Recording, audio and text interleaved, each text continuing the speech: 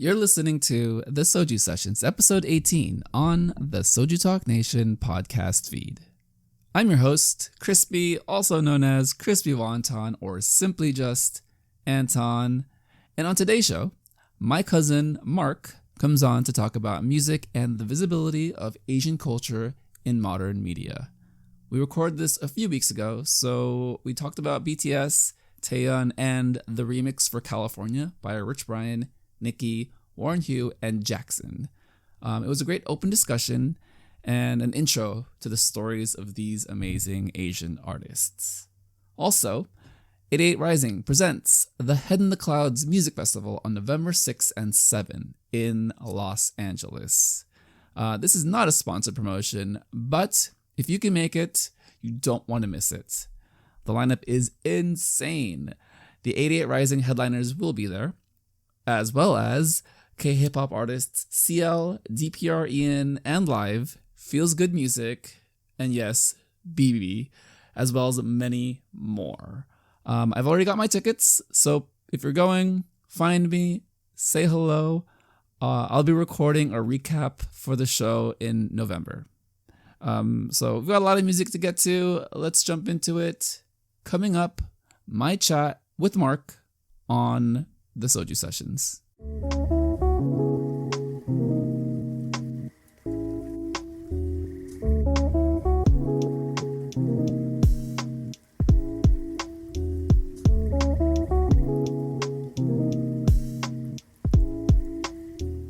Joining Soju Sessions this week, someone I've known for essentially my entire life, has an online presence in health, fitness, and cooking. My cousin, Mark. Welcome to the show, Mark. Thank you for having me. Pleasure. Of course. So just a quick intro of like why I decided to have you on the show, and the amount of time I've spent in K-pop communities, just in kind of the world of K-pop over the past two and a half years. Oftentimes it's hard to zoom out and you're not involved or speaking to people who aren't as passionate or as in the weeds of K-pop as you would be if you're consuming it every day, right? So I wanted to kind of get the perspective of someone who has had K-pop kind of introduced to them at this point in the history of music and the history of how everything's been globalized, and get your perspective on the trends in Asian American representation in media and what that means for the visibility of K-pop. So I typically like to start with a segment for kind of new guests, people to introduce themselves into the world with a little bit of an origin story. So we grew up together in California, but kind of worlds away. So I lived in the Bay Area. You lived in Los Angeles.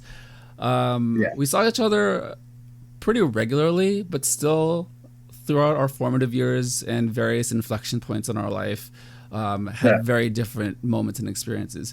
Can you take me through some of your experiences and the community you grew up in, and what music meant to you, and also kind of the diversity of people that were around you to help you kind of develop who you were? So when I was young, when I was growing up, I was predominantly around, definitely the minority group. It's predominantly like Latino or like African American. And growing up, a lot of the music that I listened to was predominantly like rap or hip hop.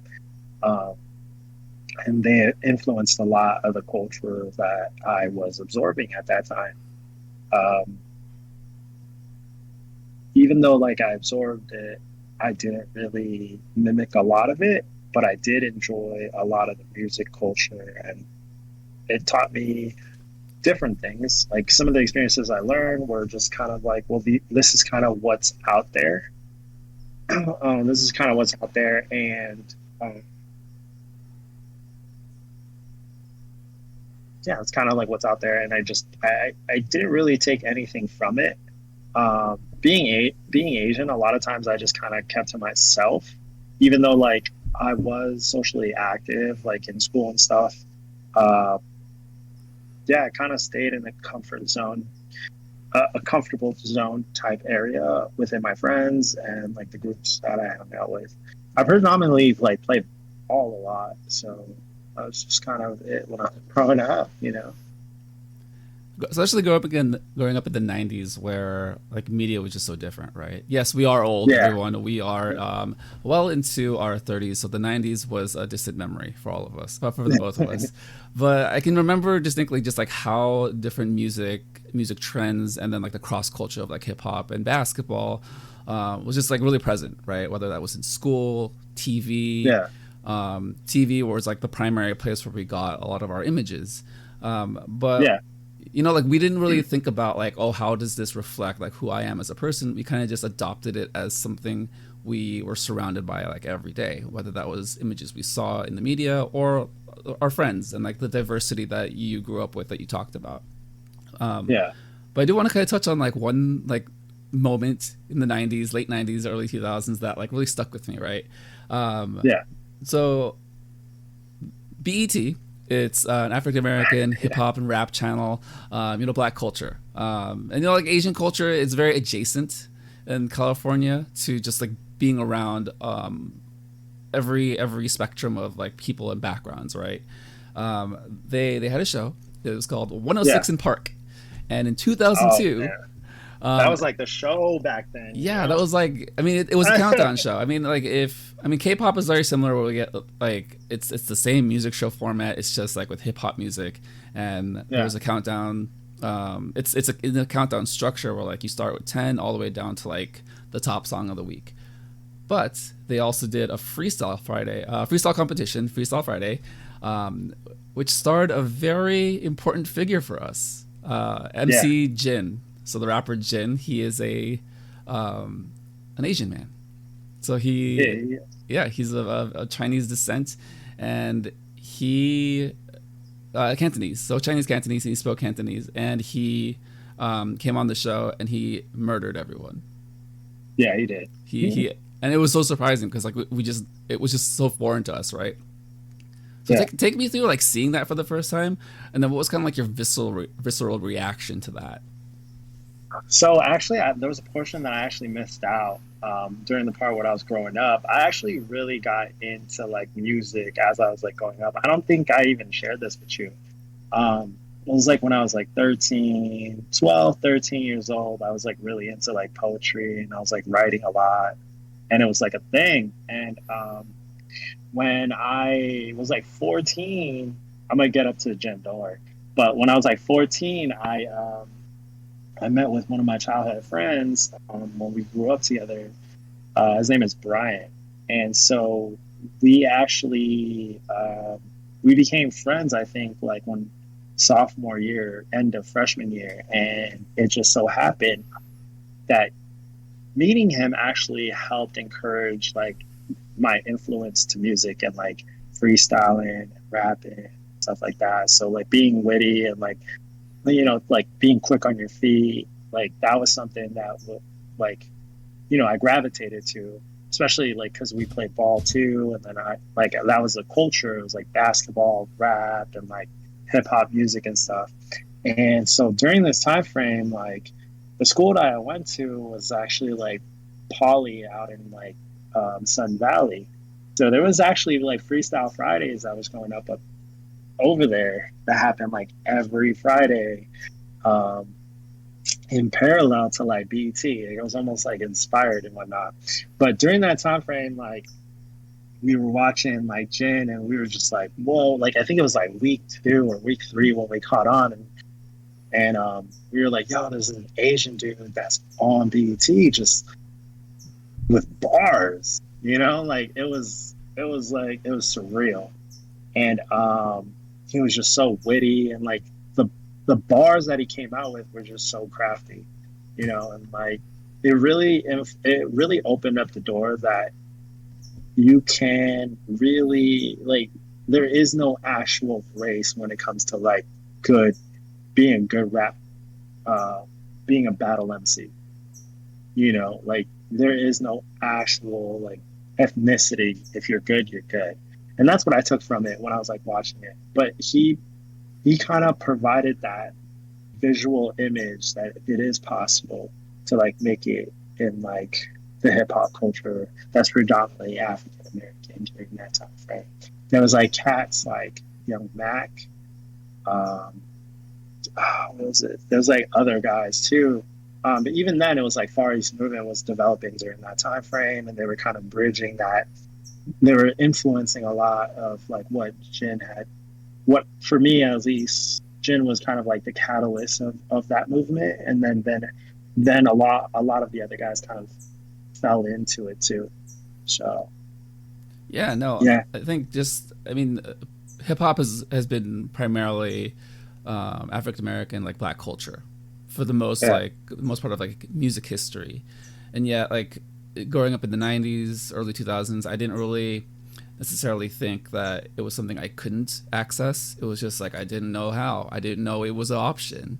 And then you see yeah, Jin pop off, and he's super successful. He's super accepted into the culture, and you think like, oh, like it has less to do with kind of kind of the framework of just being a certain kind of person, and it's like, oh, this is an example to follow, where it's like you can be successful doing music if you're musically inclined, if you're musically talented, right?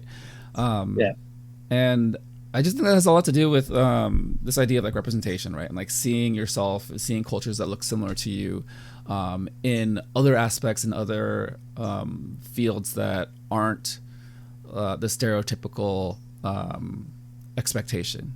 You know, like yeah, I think I mentioned like 100 times that it's like if you're Asian, your expectation is to be an engineer, a doctor, or a lawyer, something that's a very like high degree of facts. academics. So it's like, and kind of like exploring that a little bit more and like thinking about like the history of why the older generation would think that way is because that was their entry point to immigrate, Yeah, to come to first world countries where they can prosper. And not to say yeah, that that's wrong, but I think there is a harsh reality that kind yeah, of pressure was in a lot of ways unrealistic to a lot of yeah, people, because I mean, like you said, like being Asian is just like being any other person, in the sense that we all have hopes, dreams, and aspirations, and ability to be creative and want to express ourselves. But when we're put into a box, it's like, this is all I know, this is all I can do. And then you see someone like yeah, Jin pop off and you're like, I could do that, or at least I could do something in that direction that is successful, right? um, yeah, Kind of like shifting over to like modern times, so we're yeah, like 20 years removed from that, right? And yeah, there's just been a big shift in the visibility of Asian people in media, whether that's here in the United States. 100% things like Crazy Rich Asians helped a lot with that. And like kind of yeah, this slow progression of like seeing Asian people really be successful Asian Americans. I think even in the early 2010s, YouTube was a really big proponent of that for us, right? Where we had like Wong Fu and like the other like Asian influencers that like really kind of showed like, yeah, you don't have to necessarily like stick to one thing. You can be an entertainer. And this kind of right, leads me into a group of musicians that have really meant a lot to me over the past couple of years. yeah, 88 Rising. I'm sure you've heard of them. yeah, Yeah, so 88 Rising, I think the face of 88 Rising right now is Rich Brian, or Brian. He was born in Jakarta, Indonesia. He's of Chinese yeah, Indonesian descent. He went yeah, viral back in 2016 with Dat Stick. So if you don't know that music yeah. video, please Oh, check it out, audience. that thing goes in. Right? So let me like paint the picture. So this is the Yeah, hardest song you'll ever listen to, with the guy with the yeah, deepest voice in the world. However, he is wearing a facts. polo and a fanny pack. Yeah, And to kind of like add more flavor to like this description, there are a million videos online of rappers reacting to this music it video was. for the first time, and they are floored, they are shook, Yeah, and they are yeah, giving Brian all the deserved praise that he undoubtedly deserves, right? right. And all of this was kind of spun into 88 Rising and kind of the mission statement of popularizing Asian cultures and bringing Asian cultures that look in a variety of ways, Southeast Asians in particular, and bringing them up through music. So 88 Rising, founded in 2015, shortly after they signed Brian, and a couple notable acts that like I particularly love are Joji from, I always mispronounce his last name, but it's Fum, V for It, Stephanie Poetry, Jackson Wang, Chunga, and the wonderful and lovely Nikki. So let me go into Nikki a little bit, and I want to get your thoughts about this. So Nikki is also born in Jakarta, Indonesia. Some like notable things that she's done is she opened for Taylor Swift when Taylor Swift toured in Jakarta, but then she moved to the United States, and she went to school in Nashville, Tennessee to study music, started releasing music in her dorm in school through GarageBand, just like messing around with it, and signed with 88rising in 2017 when she popped off with like really indie tracks. And I bring up these two artists specifically because I feel like they're the face of 88rising now. I've gone a lot about like the facts and things about like these two artists and musicians. Mark, seeing these two people kind of be successful in the modern internet, I guess internet accessibility of how music has changed, right? What does that mean to you, and like how do you see yourself reflected in the successes of these two individuals?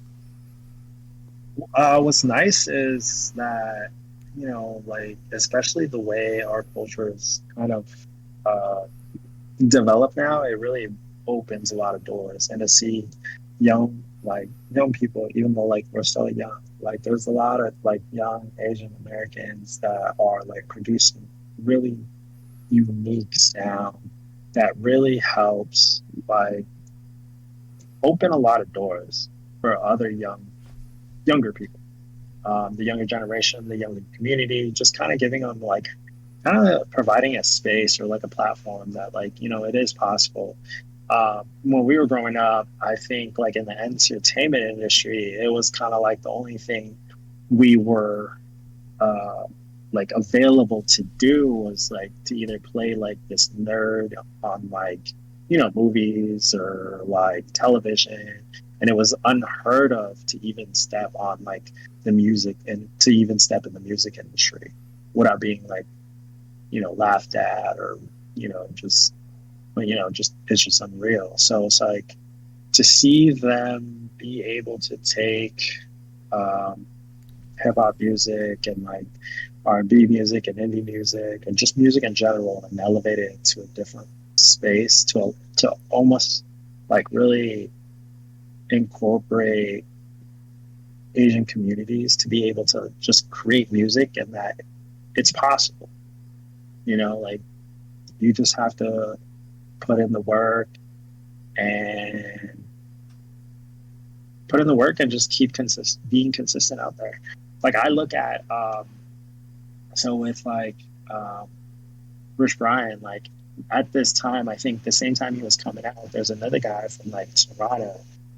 Not to deviate too much, but his name was like D Pride. I don't know if you've heard of him too, but he's an internet rapper too that got really huge off of like SoundCloud and YouTube, and I think they kind of started at the same time. But Rich Brian definitely had a lot of exposure, especially with that song. He really showed that like Asian vocals and the tone of Asians can alternate. Like there's no like making good music shouldn't have an ethnicity. It shouldn't be limited. And yeah, I think that kind of sums it up, you know. Yeah, I think it's one of those situations where it's like we see the roadmap for how to be successful, right? And I think in the past, it was big labels and big industries and companies kind of dictating who was being visible. With kind of the growth and expansion of the internet in the 2010s, where now, like, as long as you have an internet connection, you have a computer that has a free software like GarageBand, you can mess with music, you can put it out, you can be heard. And it doesn't, I think what you're kind of alluding to with the ethnicity part is that there is no specific blueprint on how you should look to do really dope things, right? And I think it just goes to show that in the past, it's like if you're in the United States, you have to look a certain kind of way to do a certain music. When now everyone has that availability and that accessibility to at least try, and then if they pop off, it's like, oh, like why are we surprised? There's talented people around the world. Who are the gatekeepers? Oh, the gatekeepers are the people with the money. Well, if you take them out of it and you could just produce it yourself, then you can show the world, it's like, hey, like, I don't need like a suit to tell the rest of the world what kind of music I can do, right? And it really comes full circle with 88rising and Brian and Nikki in particular, because like they are children of the internet, right? They're pretty young. They're both 22 years old, but I feel like they're wise beyond their years. They have old souls, right? And they were on Wired last week on the YouTube channel, just, you know, having fun, doing a little segment where it's Google search. I think it's like Google search complete the search kind of thing, where it's like you started off with something and then it finishes it for you. And they were kind of like going back and forth on different answers and different things about themselves.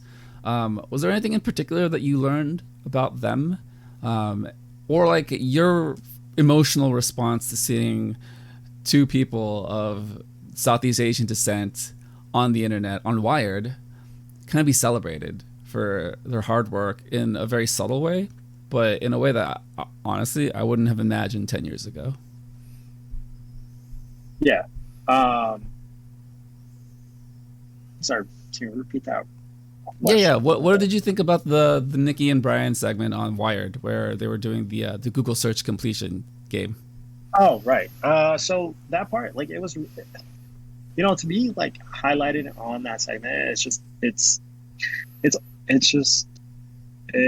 really awesome in the sense that like it's not limited anymore. It's like really open, where they're opening up personalities of like the Asian community, and like that being Asian, you have more than just the stigma. Like you have a lot of character, and that you're just like any other person.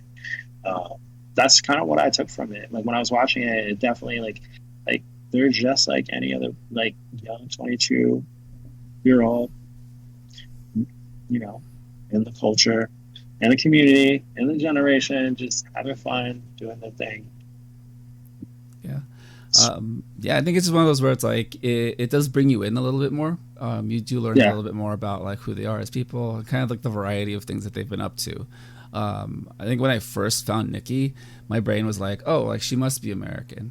But then it turns out like her story is like much deeper than that, where she grew up in Jakarta, Indonesia. She's not American at all. Like she I think to this day, she never identifies as American. She just identifies as an English-speaking Southeast Asian living in American culture. I think that's beautiful, by the way, because like she's able to kind of say like, yeah, like there's a lot of things like that are problematic with being Asian American, but I can't speak to that because I'm not American. Well, what she can do, she can show like why she's successful and why it's important for her face to be out there to be successful and do music. To kind of move on to the musical portion of the show. So we have 3 music videos that we watched and wanted to talk in a little bit more detail. You know, to continue on with Brian and Nikki, they released a song about a month ago. It's called California, and then just yesterday a remix came out with Jackson Wang. So have you heard of Jackson before, Mark? No, I have not. All right. Well, no problem. So Jackson is actually one of my favorite people in entertainment right now. I'll give you a little bit of background on him. So he was born in Hong Kong. He is a former fencing. He was formerly on the fencing national team in Hong Kong, and he got a scholarship to Stanford. However, he turned it down when he did well in his auditions to be a K-pop idol. So he is of Chinese descent, and he went to Korea, and he trained under JYP, which is one of the big 3 companies in Korea. He debuted with GOT7 in January 16th, 2014. They're wildly successful. I think they are one of the standouts of Generation 3 K-pop music. Very popular, very well known. All of the individual members are very successful in a number of ways.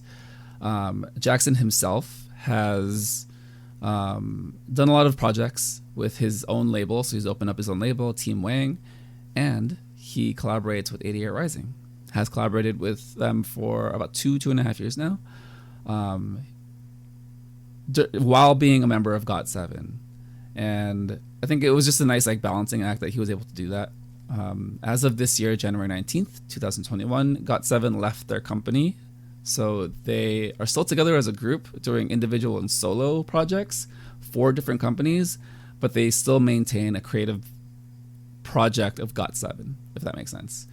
I bring all of this up because there seems to be a convergence right now of people of Asian background kind of bringing different cultures, different perspectives, and different avenues to get to points of success. And this song and music video to me resonated so deeply. One, because it's called California. Two, because it's shot in Los Angeles, a place where you grew up and I spent a lot of time visiting you. Going to the music video itself, what were your first impressions and how did you feel about the visuals of it paired with the song? It gives it that old school, like 70s, 80s feel, but what's nice is it just has a nice melody when I was listening to it. Like it's definitely something that you just like bump to while cruising on a PCH. Like when I first heard the song, like I was literally on the way. I was on the way to work, and it was just hitting. Like it's just different. It's a different type of tune, and it just sticks to you. I did not hear the original, but with the remix, like it definitely spoke to me a lot. Yeah, no, the remix is just Jackson's verses added to it. So the song's a little bit longer, but it flows so well. It's just interesting because I don't think Jackson was in California to shoot that. He might have been because the world's opening up again, but I think he shot that at a different location and they just re-edited that into the music video, which still looks beautiful.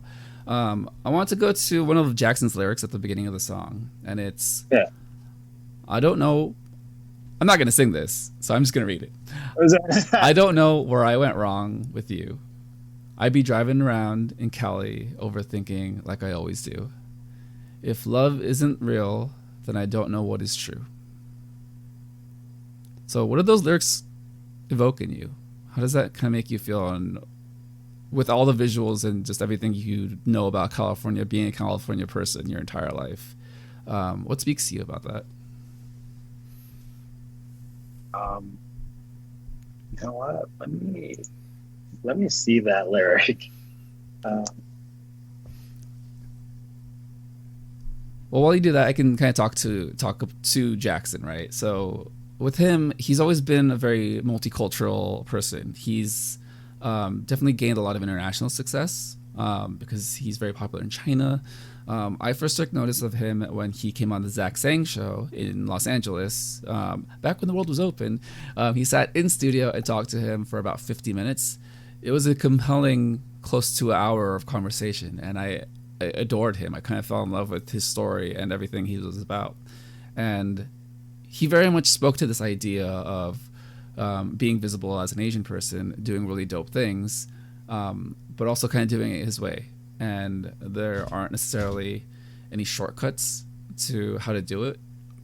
There's not like a right way to do it. I think his way was just especially unique because he is so ingratiated into K-pop. I think for the most part, the world knows him as a K-pop idol until recently, where he's pretty much rebranded himself as this very modern R&B with a hip-hop lean to it, but very much in the vibes, right? And then all of his K-pop training also culminates with a lot of performance aspects, a lot of dancing, choreography. If you go back to watch him on stage, he's got a lot of charisma. He's great on stage, and emotionally, I think I can attach to almost anything he does because he likes to tell stories. So, not having like listened to this song and like that opening lyric of his to really talk about California. I don't know, like how does that hit you kind of knowing a little bit more about Jackson now? Yeah, like, so I think like the part that's like when you read, like when I'm rereading the lyrics and I'm like, I'm processing a lot of what the lyrics meant when you sang it. It almost seems as though like the idea of what California was like isn't what it was when he came here, you know. And it never seems like when he wrote it, it doesn't seem like he was accepted out in California, even though like he had a vision of like California per se. Do you feel like that I goes don't know if that. into this idea of like California dreaming, right? I feel like that's a very universal take, a universal theme that people from around the world have been Yeah, introduced to. I mean, there's a song, California Dreaming, right? Do you get that imagery and that kind of emotional resonance with the things that he had to say in the song? yeah, absolutely. Um, where it's just like it's just this idea of like what California's gonna be like, all nice, like the Hollywood scene and this and that, and then when you get there, it's not what it kind of is what I'm guessing from the lyrics. Yeah. Yeah, I think there's a lot of heartbreak, right? I mean, Yeah, I think that kind of goes into the overall vibe of this music video. I mean, it's released in the middle of summer, so there's a very much like California summer nights feel to it, right? And I think if we're talking like explicitly to like romance and like having your heart broken, I think we do often like to daydream about like a romantic summer and like this idea of this grand exploration and discovery. But sometimes it ends in heartbreak. Sometimes it ends not the way that you planned and expected. However, it is all about the journey, right? All about this yeah, discovery. It's never necessarily about the end point. It's all the experiences that you gained along the way. And it kind of does loop into Brian, Nikki, and Warren. And I do really get the sense of a deep connection with all the artists on the song, that they are exploring something, right? They're paying reference to the fact that they are California people now, that they reside in Southern California, and just to really connect with the culture, but also like musically connect with what it means to be here. Take me through like your thought process of like what you think Brian, Nikki, and Warren, not necessarily lyrically, but just like melody and tone and the way that they composed the song. How did all that hit you as far as like the feelings you have for California?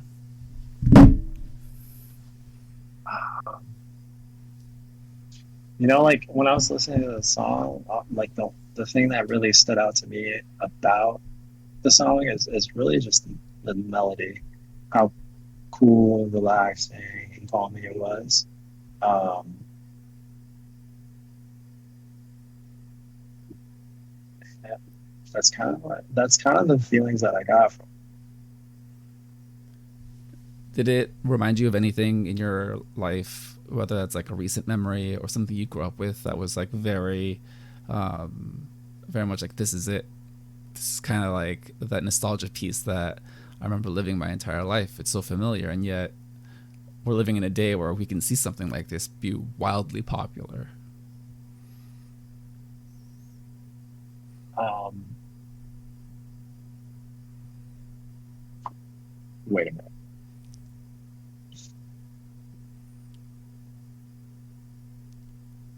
Um, Well, I can take it a different way, right? So, like when you grew up, yeah, right, and I mean, it's very intentional with the color palette. Like you yeah, said, it's very evocative of like 70s, 80s. Even in the 90s, I would say like a lot of that style was still present, whether yeah, like the corduroy and like recording on a tape, on a right. videotape recording device, right? Not this HD digital stuff. Like we legitimately had to put tapes into our cameras. Um, when you see like images like that and you think about like the 90s and growing up, and you kind of think about like yourself amongst your friends, are there any moments that like are there any moments that looked really similar in your past with kind of the images of this music video? So one of the ones that like for me felt super familiar and super similar to a lot of experiences where they're just at the plaza, middle of the day, kind of empty, but they're just like walking around and doing the thing. Do you remember times of just like hanging out and posting up with your friends? Um, you know, I actually had like a different thing when I was growing up. I didn't really do like that so much. I kind of was just, I was honestly like when, like,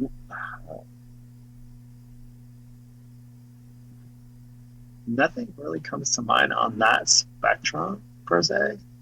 Um, like as I'm thinking about it, and I was Yeah, no. I mean, we all have different experiences, right? And I think what's most important is the fact that Nikki, Brian, Warren, and then Jackson, kind of like throwing kind of the night vibe of the music video, are all incorporating parts of their personal history into this song, into this music video, into the imagery, right? The storytelling behind it all. I think for them, this is their image and feel of California. I think Nikki hasn't been in California for very long, and yet this is how she knows it, right? It may be very different from what we experience of California, considering like we've been here for 20 years, 20, 30 years, right?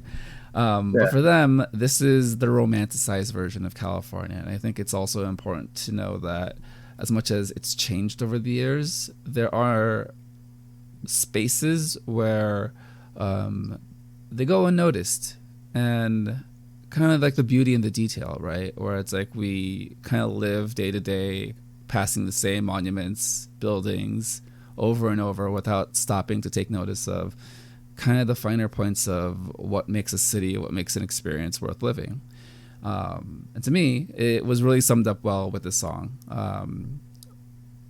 Very much like fitting like the melody and the vibe of like a summer nights, but also, again, like the romanticized idea of living in California. Let's move on now to the last two songs of the week. So we talked about a lot of like very music with English words. Soju Sessions is part of the Soju Talk Nation podcast feed. We are going to talk about K-pop. So I sent you two music videos. One, BTS, Permission to Dance, and two, Taeyeon with Weekend. I'm going to give it to you. Which one do you want to talk about first? BTS. All right. I actually just got introduced to BTS this year. Nice. Well, let me give you the first word. What are your first impressions? Honestly, like this is the first song I've like really heard, and it's honestly like I was really taken back. I had no real expectations, but when I heard it, I was like, I could really listen to this stuff. I'd have to hear a lot more of like a lot of the other songs too, but it, it it's definitely different, and it definitely yeah, I definitely see the catchiness of it. It's definitely something that really speaks to. With what you know of Western pop, how does this song kind of fit in with modern music that you can hear on the radio? That's kind of a tough question. um, I think it gives it a different perspective, you know, with something that we grew up with, like, you know, the Backstreet Boys and the NSYNC and that era of boy band. I think they give it a different, more modern take. Um, I what I liked most about it when I was watching the video and I was like listening to the music, they had a lot of personality. You know, it really provides a lot of personality of who they are prospectively, and it's nice because it almost seems unfiltered. It almost seems like it's not directional. It doesn't seem like there's somebody above that's kind of telling them how to be. It's just kind of them being who they are, like on camera. Yeah, like there's a genuine like happiness to it, right? Yeah. And I think with K-pop in general, they do a really nice job of touching on all those points of detail, right? Where you have the full experience from the music to how it's visually represented with the music video, the styling, the choreography, and then also the charisma that all of the members express. I think what you touched on about being happy really connects with the song, right? I know like maybe one or two times through it's hard to like really hear and listen to the messaging, but from visually what you saw, what did you take away from the themes and kind of the message of the music video? The message in terms of, Like, how did you interpret the music video and kind of the story that was playing out when you were watching it? so when I was watching it, from what I took from it, it was honestly just them having a good time and just being able to just vibe with the song, you know, uh, which was really nice. Like it almost like it encourages you to almost like be yourself. Yeah. What did you think about the extras? Oh, that's actually that part's like really unique. How they incorporated like variants and like different types of individuals. It's really broad and it just encompasses everybody. What was the most notable thing about the extras to you? You know, like I think what's nice is a lot of the extras were really. What's nice about like the extras was there was a lot of like Asian folks that was like in the video, which was really nice. Like I liked that a lot. Yeah, the music video, an interesting like point about like how it was produced, right? So I learned about this later. BTS, the Yeah. members, they all shot this in Korea, but the extras are from the United States. So everyone is shot Well, in Los Angeles on a soundstage, and they edited it in a way where I did not notice. So I was very surprised when that happened. yeah. The imagery of all the extras wearing masks and still trying to go about their day, I thought was very powerful in the sense that we've been in a pandemic for almost Yeah. 2 years, and yet people are still trying to find a way to find some semblance of normalcy, all with like this very positive and optimistic mood and vibe. On the main show, Soju Talk, they did talk about the optimism of it and how, yes, the messaging is important, but it does come off a little generic. But I think that's also intentional because to someone like you who doesn't consume K-pop, this is your first music video where you're able to kind of sit and really take it all in. You immediately got the feel of just being happy, being optimistic and positive. And sometimes it's kind of all we need and all we expect of music, because oftentimes people aren't going to have the bandwidth to sit and listen to and analyze and repeat over and over. Most of the time, a song is just going to be accessible to the wide audience, whether that's the Korean audience or, in this case, the US audience, who this may not be the most this may not be like the best of the American releases, but it's still going to be part of the 3 songs with all English lyrics that people are going to remember for BTS in this era. The other 2 songs are Dynamite and Butter. I'm sure you've heard Dynamite on the radio. That one is like popping off all the time. The da na na na na na. Yeah, Oh yeah. yeah, there you go. Um, yeah, just to kind of like wrap things up, kind of like a bigger picture question, right? So BTS is wildly popular. I literally just sang like da na na na, and you immediately recognized it. How do you feel like this bodes for the entry of like Korean music that's accessible to the West moving forward? Can you rephrase that? So BTS has released 3 English-speaking songs, completely all English songs, Right. right? What do you feel like, or how do you feel like this kind of sets up other Korean artists to enter the US market with this type of strategy and this type of messaging? I mean, I think it really.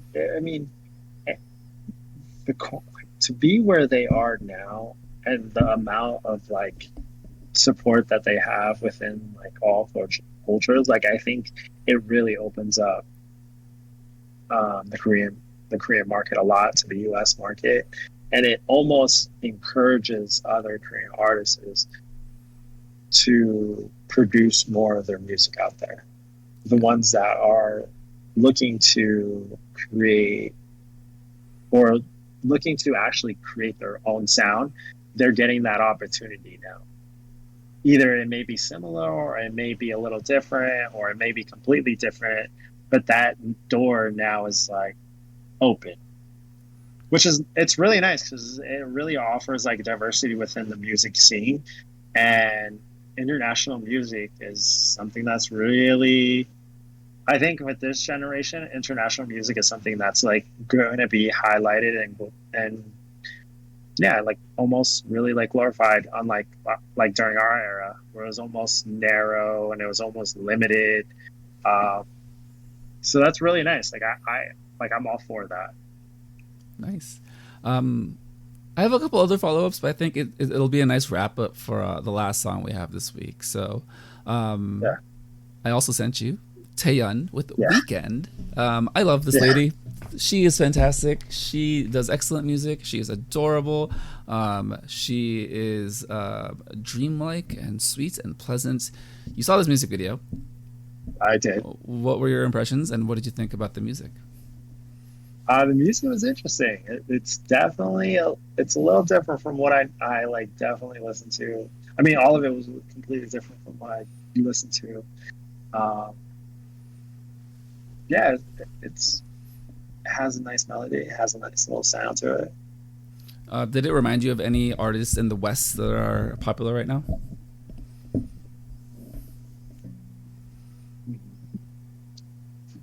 Can you give me a hint? Disco Retro. There are a handful of artists who have popularized that sound recently. Just wanted to see if any come to mind without too much prompting.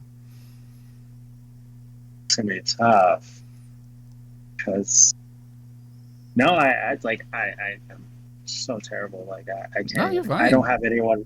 I don't have anyone that like really like nothing really comes to mind to that. No, you're okay. I mean, it also like depends on like the amount of music you're exposed to yourself, right? So, a lot of inspiration for this song was definitely commented on about Doja Cat, some Dua Lipa, and to a lesser extent The Weeknd. But I think he's the one that kind of introduced that synthwave sound almost 2.5 years ago, which has very much come into the Korean like music industry, and that's been a very popular way to produce music over the past year and a half.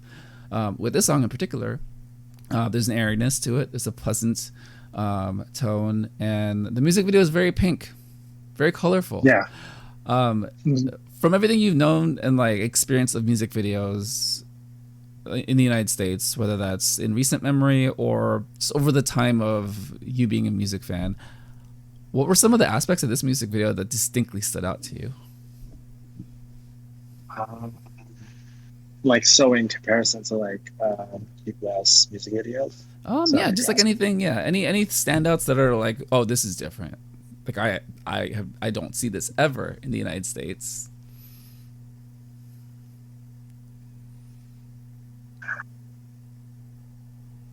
I think it's weird because ironically, I think about there's a song that I actually think about that reminds me because of the amount of pink that's in the song. Can't, that's literally at the tip of my tongue. But something that really stands out to me is really like kind of their attire. Like the outfits and like the way like it's styled, right? Yeah. What about the outfits? Uh,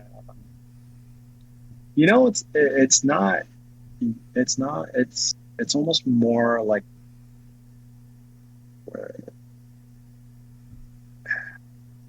it's more conservative almost in comparison to like US music. Like it's and they're all wearing masks.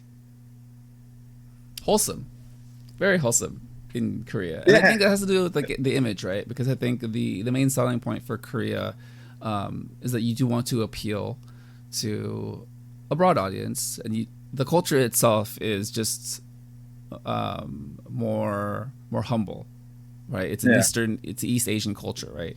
And um, also understanding the target audience, primarily mid 20s to teenagers, is what the music is aimed towards. She herself is 31, but K-pop in general is still a target demographic of teenagers to early 20-year-olds. And then also you do have the older generation, but they are still fairly humble in the way they see image, body image, and kind of the way someone is styled.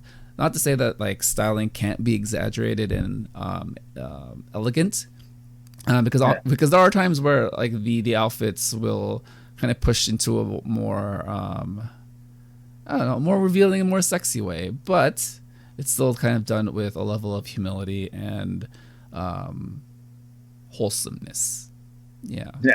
But yeah, to kind of close things out on the two songs that I gave you to watch, knowing what you know about kind of the US, like the US culture and the way that things are received in the United States, how do you feel like BTS and perhaps even this song can be and is received here in America? I think it's definitely, in my opinion, from what I've knowledge, like this is just based on like observation, and I think that they've been accepted widely, open arms, like in all ethnicities. Like the Asian culture is really, really accepted in today's world. Like from like the food, the music, the clothes, like everything is like widely accepted. It's to me like coming from the era that we came from and the generation that we came from. It's super unique. It's super awesome. Words can't even describe really the amount of like acknowledgement that like the Asian culture is like receiving today versus like when we were growing up in the entertainment industry, not just like in the music industry, but like and it really is just it's gonna really open up the doors in other aspects of like the Asian culture, you know, because a lot of it's kind of, I think what's kind of during our generation, a lot of it was kind of absent in terms of like a lot of the stuff that it was based on assumptions versus now it's a lot of it's being educated, a lot of it's being like told through the music, through like the movies. Yeah, I think that aspect is, I don't know, like I said, like words can't describe that in terms of like comparison to like when we were listening to music to like music that is played today. So yeah, I mean, when you say words can't describe, I think it also speaks a lot of it, right? Because I still don't think that there is a perfect way or necessarily a right way to articulate why something is important to someone. I think all of it is a feeling, right? I think sometimes you can describe that feeling, sometimes it's just a feeling, and that's okay too. And I do appreciate kind of the leaps and bounds Asian culture has made into entertainment and media, the visibility, whether that's through like the slow progression in the United States leading up until like the 2010s boom, or K-pop, BTS, Blackpink, Girls' Generation back in like the day, them slowly getting into Western markets and kind of like getting into the consciousness of people here and filling that gap that we didn't know we were missing. Right. Yeah, I think it's just one of those important cultural touch points to kind of like keep in mind moving forward in the next couple of years, because I think as the world opens up, I think the availability and accessibility of all of this is going to multiply, because we've been cooped up for far too long. People need to go outside and go spend money, and concerts are a thing. So when musicians tour, whether it's K-pop, whether it's just anyone, I think those things are going to be popping off. And I think all of that's going to culminate with a lot more exploration of seeing different kinds of people again, right? And I think that's just going to be for everyone's benefit, ultimately. Before we head out, is there anything you want to close out with? Any thoughts, feelings, philosophical ponderings you'd like to express or message out to the people on the internet? Appreciate you having me on here as a guest. definitely got more education in regards to the K-pop community, which is awesome. Um, Big up to my friend Tony Kim, always teaching me about K-pop too. But yeah, like it's a pleasure being here, watching the videos, learning more, and I'm just looking forward to more of like the Asian culture and being out and being introduced into Western culture. Yeah, man. Well, yeah, no, I really appreciate you coming on. I mean, it does really give a different perspective for a lot of people, right? Because I think oftentimes, if you're a fan of something, especially K-pop, you consume it constantly. And I think I said it at the top, but sometimes we forget, or at least I do, to zoom out and realize the rest of the world does not experience it the same way or to the same degree as myself.